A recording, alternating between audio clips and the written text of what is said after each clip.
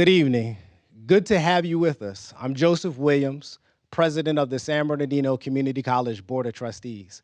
Welcome to the KVCR studios in the heart of the Inland Empire in Southern California for our student town hall sponsored by the San Bernardino Valley College and Crafton Hills College Associated Student Governments.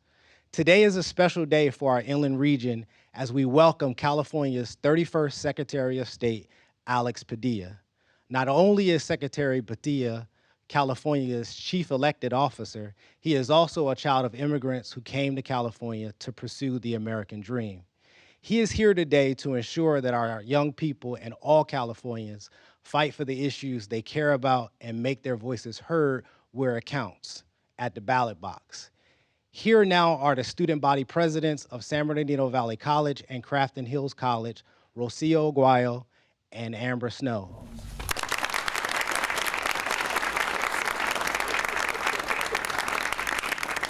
Did you know that more people in the United States check their Facebook and watch the Super Bowl than exercise their right to vote? Young people or millennials make up the largest share of the voting population, far surpassing baby boomers. That is why young people in California and here in the Inland Empire are getting more involved.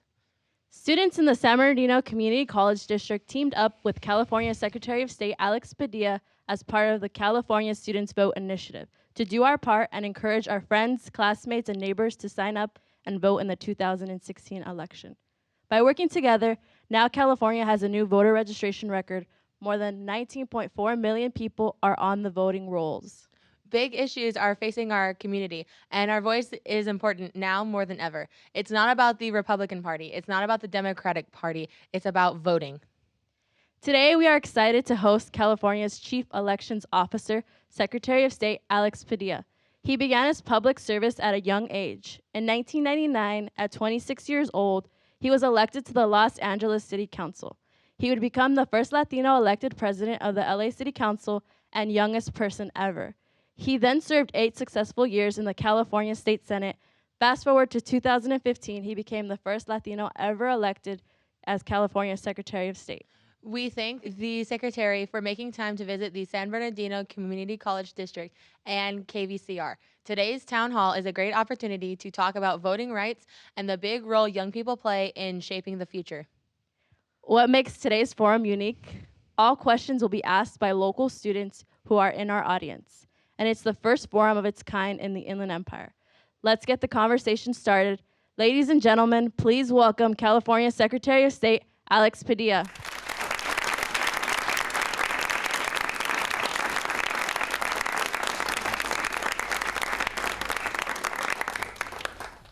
Hello, everybody.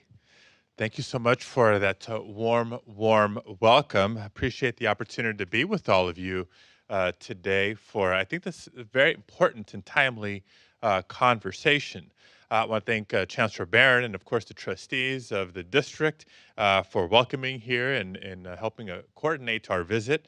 And a special thank you to Rocio and Amber for the very kind introduction. So let's give it a round of applause for your student leaders here.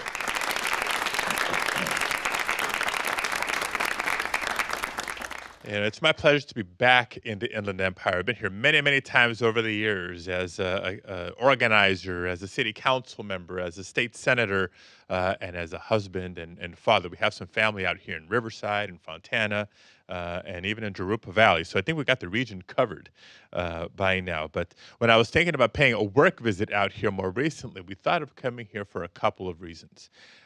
Number one, when my office launched the California Students Vote Project last year, we partnered with the UC system, the CSU system, and community colleges about how we work together and leverage the communication platforms to get more students aware about registering and voting, and then reminding you of deadlines and making it easier. It was this community college district that was the first to answer the call. And working together, I know it was at least a few hundred, if not a couple thousand students that were registered in time to vote in last November's election. So thank you for the initiative and for the work that you've already done. But I also wanted to come back to San Bernardino County because for all of our success, there's more than 1.4 million people in this county that are eligible to register to vote, and over 1 million that have. we still have some work to do. And each and every day, as more young people turn 18, there's more people who are eligible to register. And so our work continues. We talk about elections because, Frank, that's my job. I have several responsibilities as Secretary of State, but none more important and fundamental to our democracy than overseeing the elections process and making sure that anybody and everybody who's eligible can vote as easy as possible and actually cast a ballot in every election as easy as possible. And so a big part of my job as Secretary has been to try to modernize how we conduct registration and elections. You know, we a few years ago went from having voter registration, meaning you had to go find a form at a post office or a library. Now we have online voter registration in California, and pretty soon we're going to have automatic voter registration. So people who are eligible when they apply for or renew a driver's license or a state ID will be registered through the DMV automatically. Last year, we also launched our first agency app because all of us, but especially young people, you know, what would we do without our smartphones or our tablets? And so there's an app for everything else. Now we have an app that can register you to vote, or you can find your polling place and all the helpful tools for voters to make the experience that much more easy. And, you know, I just came from North High School in Riverside, where we're talking to high school students as they're turning 18 about registering and voting. But now even 16 and 17-year-olds can pre-register to vote. So your little brothers and sisters, even though they're not 18 yet, they can at least sign up. And when they turn 18, their names will automatically be on the rolls so they can vote in the elections as soon as they turn 18. We have a lot more to talk about. We're just kind of scratching the surface here, but I raise all these initiatives in light of this. You know, we've made a lot of progress here in California. We have more than 19.4 million people registered to vote already. That's a record in our state history. But another 5 to 6 million people who are eligible but not registered. So we have more work to do. More than 14.5 million people voted last November, a record by almost 1 million more votes than the previous record turnout in California. But still 5 million people who are registered did not turn out to vote. So we have more work to do. And let me end with this. This is very, very important because to me, it's not just about the numbers. Of course, we want more people to register when they're eligible. We want more people to vote once they're registered. It's not just about driving up the numbers. It's the people behind the numbers. If you look at, you know, generally speaking, who is it that tends to be the eligible but unregistered in California and throughout the country for that matter? Or who is it that may be registered to vote but doesn't turn out every single election? It tends to be working class communities, tends to be communities of color, and it's especially young people. It's you. It's us. I think I'm still young.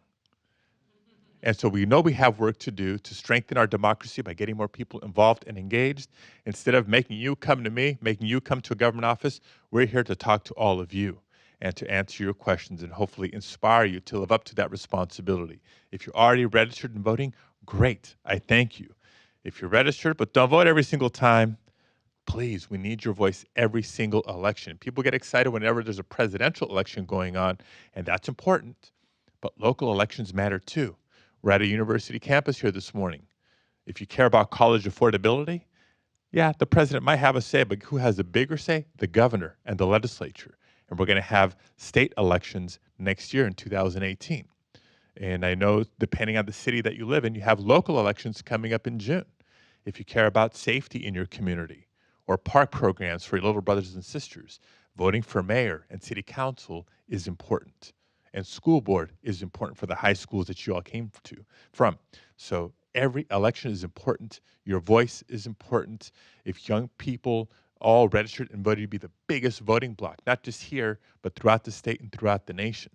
And I'll leave you with this. Imagine if 1 million more young people were registered and voted in every election. Do you think the politicians would pay more attention? Do you think college would be more affordable? Do you think you'd be able to graduate from college without all that debt? I promise you that's the case. You all have a political voice. Now you need to use it. Thank you very much.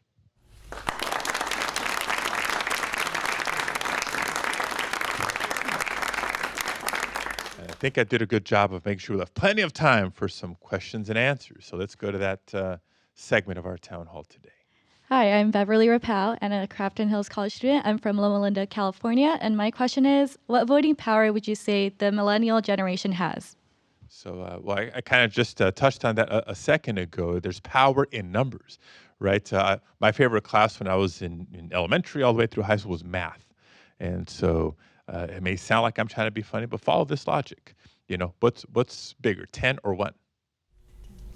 10, right? What's bigger, 100 or 10? 100. What's bigger, 1,000 or 100? 1,000. All right, so the same thing in democracy, right? What's more powerful, 1 vote or 10 votes? 10. So imagine if you didn't just register and vote, but you inspired, you organized your family, your neighbors, your friends to also register and vote. All of a sudden, your political voice is that much louder. And then you came to the school and got your classmates to also register and vote. And you went from 10 to 100 to influencing 1,000 people being involved. Your political voice is that much louder. And so I think young people, you know, some people like being called millennials, some people don't like being called millennials. But the fact of the matter is this cohort, this age group could be the biggest voting bloc and could make the biggest difference in the outcome of elections. When more people register and vote, the electorate better represents the people, and who gets elected and the policy priorities better reflect the people. So again, you have a strong political voice, we got to use it. Thank you. Next question. Hi, my name is Joanna Silva, and I'm here from the city of San Bernardino, and I am a student here at San Bernardino Valley College. And my question for you would be you just launched pre-registration for 16 and 17-year-olds. The cities of Berkeley and San Francisco are working on including 16 and 17-year-olds in their local elections. Do you see this happening statewide? I certainly hear the conversation happening statewide of potentially lowering the voting age from 18 to 17. There's a bill in the legislature to do that. It would be what's known as a constitutional amendment.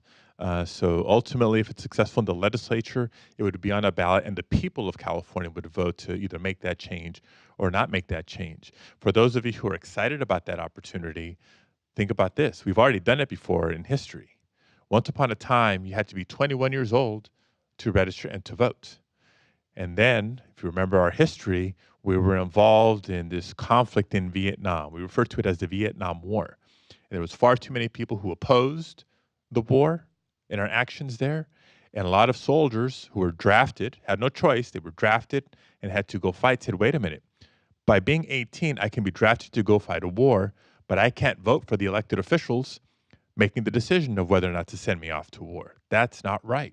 And so there was a movement that took place across the country to lower the voting age from 21 to 18. That's how we got to 18. So the mechanism is there. It's up to the people. But in the meantime, knowing that, you know, while that process works itself out, we know that getting more young people involved early is not just good for democracy, it's also good for them. Studies show as someone turns 18, if they register to vote young and they vote not just the first time, but the second time, they're going to be much more likely to be regular voters for the rest of their life. That's better for them. That's better for the community. So that's why we're here talking to young people, because we got to get more young people involved. Thank you. Hi, I'm Marcus McInerney. I'm a Crafton Hills College student and from Yucaipa. My question is, how were the 2016 elections results according to you? Well, there's a couple of ways of looking at the results. By the numbers, they're actually great in California. Record registration numbers going into the November general election. So good that I had a lot of friends of mine telling me, the turnout's going to go down by percentage because you did such a good job registering people.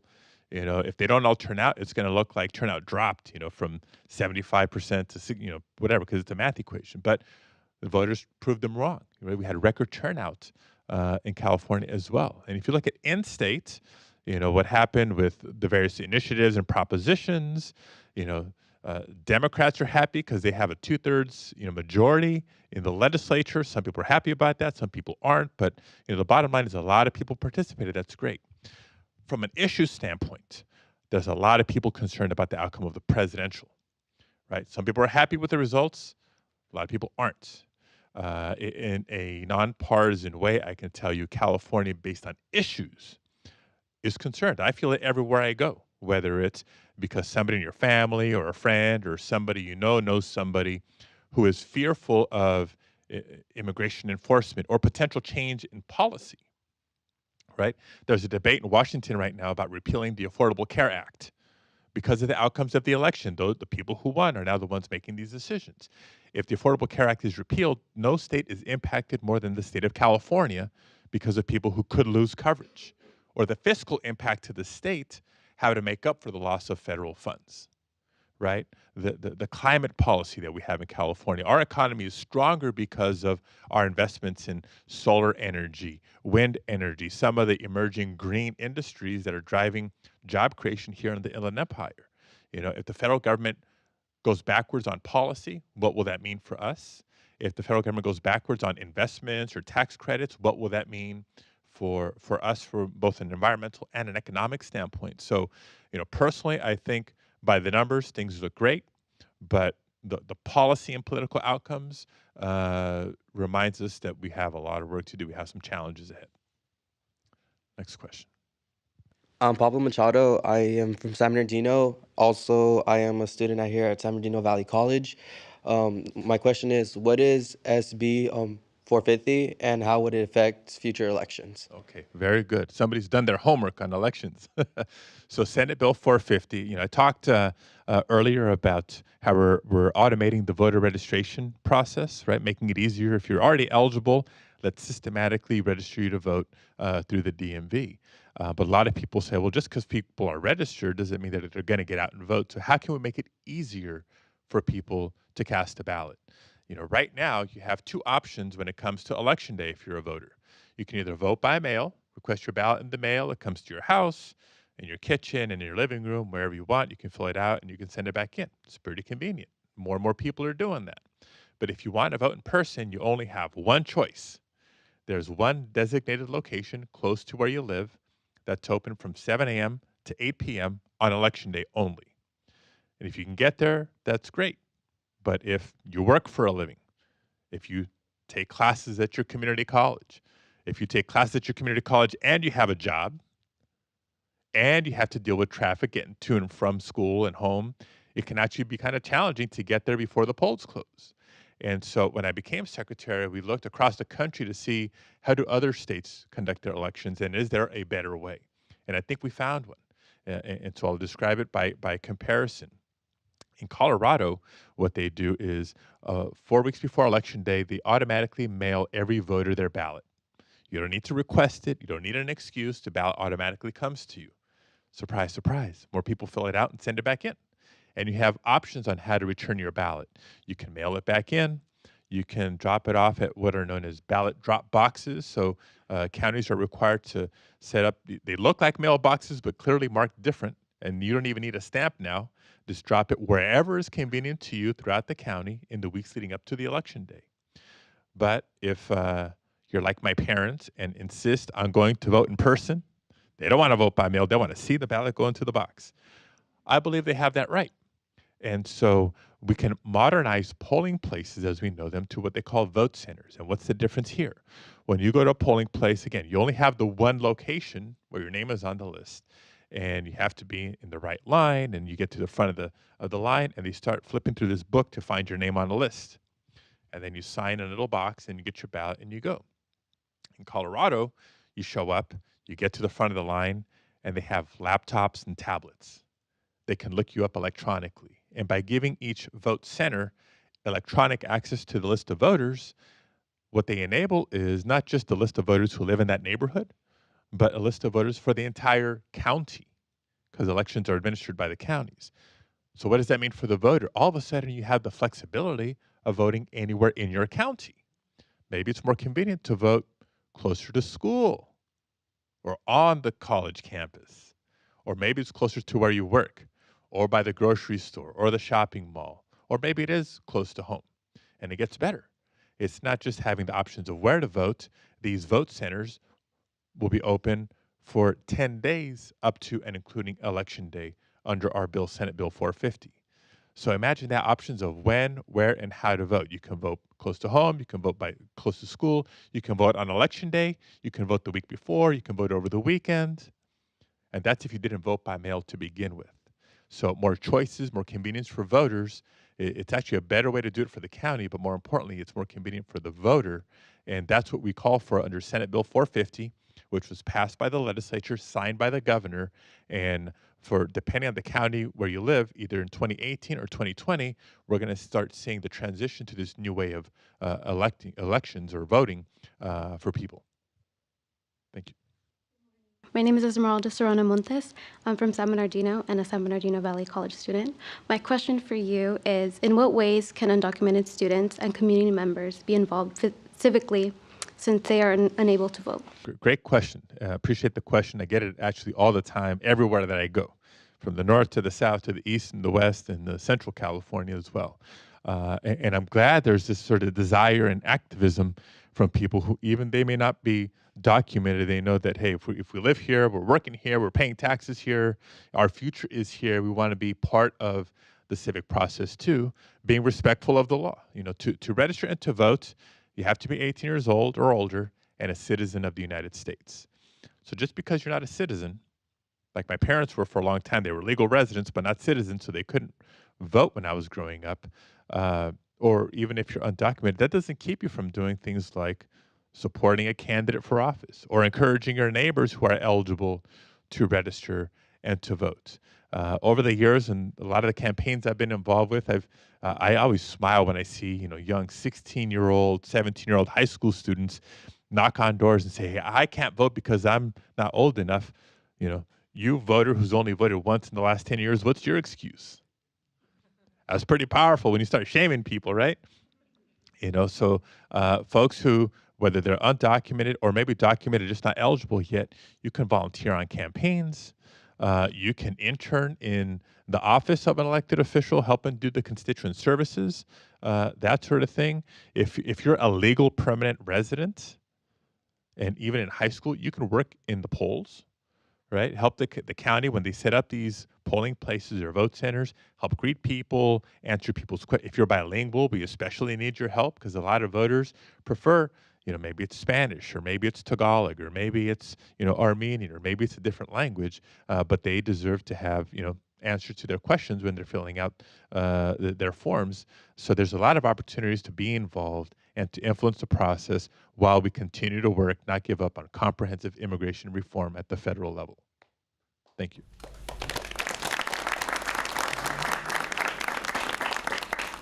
I'm Spencer Lehman. I'm from Highland, California, and I'm a student here at San Bernardino Valley College. My question is, what restrictions are in place for individuals cycled within the prison industrial complex, and do you see any type of reforms happening in the future? From a voting standpoint, I imagine? The good question, an important question, because this question is more and more being debated in every state in the country. California proudly has one of the more progressive policies as it pertains to voting rights for folks who might have been in the justice system. And so let me not just explain it to you, but ask you to help me explain it to your friends and your neighbors and your family.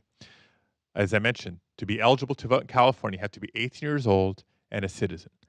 That's it, with a couple of small exceptions. The main one being, if you are in state prison or on parole, state parole for a felony conviction, your voting rights are lost, right? Until your time served is done, right? If somebody comes out of state prison because they served their sentence or they're off parole because their time is done, your voting rights are automatically restored. You have to re-register and you can go vote again. In other states, a felony conviction, it could be a lifetime ban from voting, right? You never get them back. In some states, well, you get them back, but you have to petition the governor. And the governors have historically just said, no, no, no, no, no. They make it hard to get it back. California, you get it back automatically if you register and you start voting. There's also a big misperception that, oh, well, I have a misdemeanor. Or, you know, maybe I'm on probation, not on parole. If you're on probation, you can still vote. You haven't lost your voting rights. And I'm supportive of the policies, not just because it defends people voting rights. California's law is very clear. I also think it's smart public safety policy. And there's studies, from the U.S. Department of Justice and especially out of Florida that show in jurisdictions where a felon loses their voting rights permanently, they're actually much more likely to reoffend.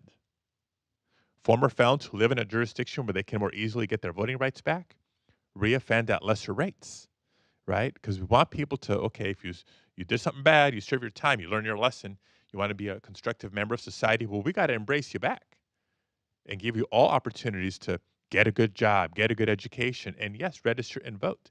Because if we say, well, your time served is done and we never want you to vote again, that doesn't feel like you're being embraced back into society. So please know that distinction of California law and help spread the word. Last question. My name is Jewel Murguia. I'm from Ukaipa, and I go to Crafton Hills College. My question for you is, how do you encourage people to vote and register to vote when they don't seem to have an interest in it? Oh, if only I had a magic wand, right? So we do a lot of the mechanical things. I've already explained how we make it easier to be registered in California, or easier soon to actually cast your ballot. But bottom line is, somebody's going to want to vote and feel like voting actually matters and makes a difference. And while I can, give you examples of close races here and there where a mayor was elected or a state senator was elected by just a couple of votes, if his family or her family didn't vote, the election could have gone the other way, right? That sort of thing. But I think more importantly, it's recognition of this. We live in a democracy, and part of that means that we have representatives making decisions on our behalf at all levels of government, from the U.S. Congress, the state capitol, on down to City Hall and the school board. How do those people get into office? How do those people get chosen to represent us? It's the voters, right? Who registers, who votes determines who our representatives are. So if you like the way things are going in your community and you want to keep it that way, that's your reason to register and vote. If you don't think things are perfect in your community, you think there's room for improvement, and maybe you got to raise some issues or change who's there in different offices on your behalf, that's your reason to register and to vote. So regardless of the issue that you care about, for some people it's access to health care. For some people it's education. For a lot of people it's immigration or public safety, or we need more job opportunities. I mean, everybody's got a reason to want to care about your community being better, and a big part of that is registering and voting, and then beyond that, staying active in your community between elections. Your duty is not done after Election Day. After Election Day, you got to join an organization, a neighborhood watch, a homeowners group, get active at school, get active in a community-based organization, keep educating others about the issues. If nothing else, keep marching, right? There's a lot of protests going on. We're here having a town hall about our rights, and our not just voting rights and civil rights, but about our role in our democracy. Over the last several months, you've had a lot of Congress members have town halls about health care. You better believe that all the marches, all the town halls are having an impact on what does happen or what doesn't happen when it's time to put up a vote. So stay active, stay active. It does make a difference. Thank you. Thank you so much for having me. It's proud to be out here again. As I mentioned, I've been out here for work. I've been out here because of family.